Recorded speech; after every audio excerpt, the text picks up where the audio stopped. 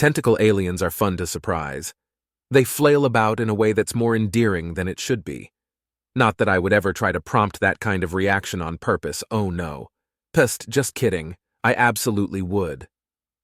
Were those hidden under your head fur all this time?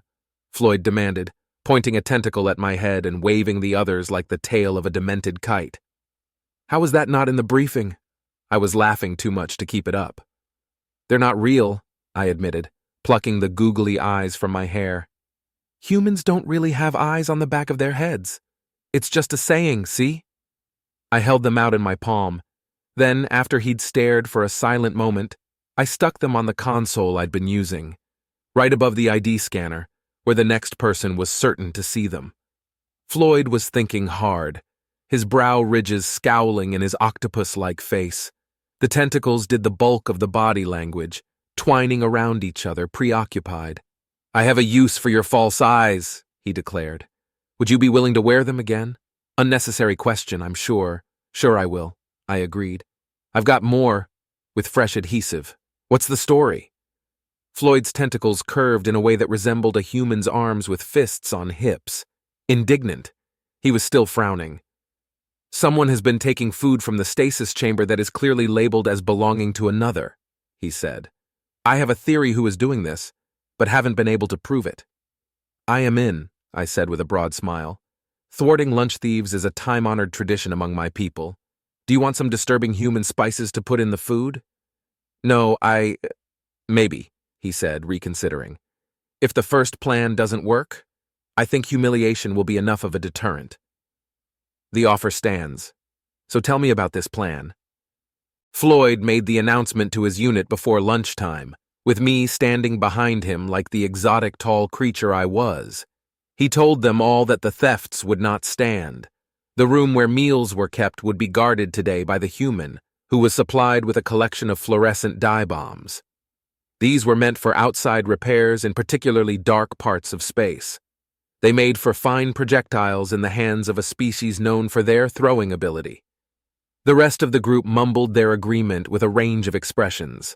Most of them were the same species as Floyd, with the same anxious tentacle movements, while a couple were a subspecies that looked more like squids than octopus, and several of the mantis-like bug aliens rounded out the group. As far as I could tell, most of them approved of this plan, though a few were skeptical. Announcement over, Floyd ushered them all back to work and me into the break room. My hair was still braided as usual, and I hadn't applied the googly eyes yet.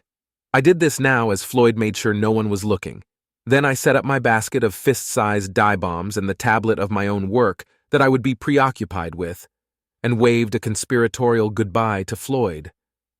Refrigeration units and heat stasis chambers lined the walls. I couldn't face all directions at once, but I didn't need to. I sat at a central table with my back toward the chamber where Floyd kept his lunch, and I unbraided my hair, draped it over my shoulder, and sat in such a way that the eyes would be nicely visible from behind me, but not from the door. Then I waited. The diagrams and documents on the tablet were engaging enough that I didn't mind the time passing, but not so much that I didn't notice someone slip in the door quietly. I held still, facing forward but straining my peripheral vision. It looked like one of the squiddy fellows, an exceptionally pointy-headed specimen I'd privately dubbed Kraken Craig. He had a proper name, but I couldn't remember it, and it probably wasn't as similar to an Earth name as Floyd's tentacle alien name was. At any rate, Craig was being deliberately sneaky. He crept toward the stasis chambers, likely heading directly for Floyd's just out of spite. I tilted my head, waiting for him to look.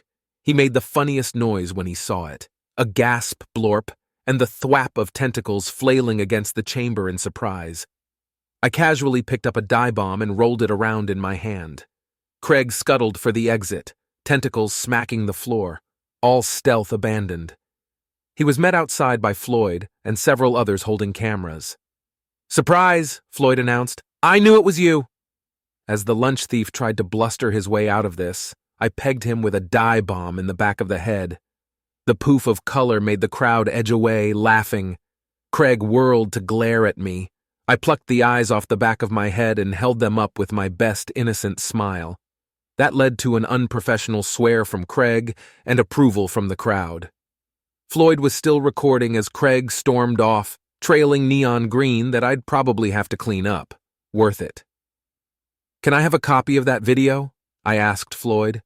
"I have some friends back home who would love to see it." "Absolutely," Floyd said. "I will also offer you some of my lunch. I brought extra, and I believe it's edible by your species." "As long as you don't mind me covering it in spices," I laughed. "Thank you. Maybe I can convince you to try just a dash of salt." "Isn't that the one that's just powdered minerals? I can't believe your people eat rocks." "To be fair, they're very tasty rocks."